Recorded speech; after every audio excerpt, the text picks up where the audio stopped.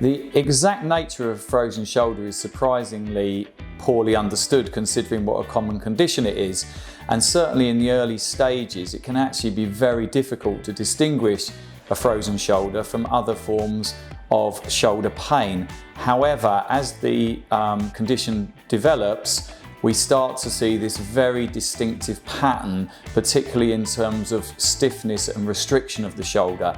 And that's really what the clinician will look for when making the diagnosis. Yes, the frozen shoulder hurts. So it starts by being very painful.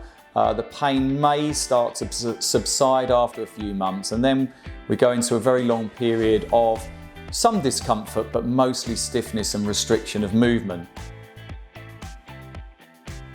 Frozen shoulder doesn't respond very well to many treatments. There's very little evidence that very much at all helps with a frozen shoulder, possibly painkillers to help people sleep, but the number one treatment has really been shown to be steroid injection, which can help very significantly reduce the pain. Particularly helps people to sleep, because that can be a real problem with the frozen shoulder, and also helps to speed up the time in which it takes for the movement to come back. Ultrasound guided injections are injections that we offer for a number of different joints and soft tissue problems. Steroid is a very potent anti-inflammatory, therefore reduces pain, inflammation, and can help regain range of movement.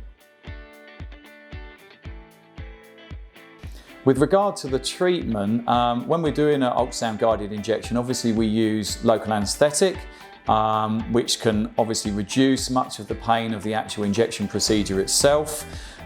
We also use ultrasound guidance, which means that we are able to be very precise with the needle placement, use the minimal depth of needle possible, and most people find with the ultrasound guidance the injection is actually generally quite comfortable.